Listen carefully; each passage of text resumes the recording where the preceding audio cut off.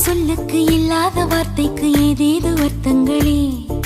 பெண் தோழன் நான், ஆண் தோழி நீ, நட்புக்குள் நம் காதல் வாழும். ஆணாசை நான், பெண்ணாசை நீ, ஆசைகள் பேராசைதான்.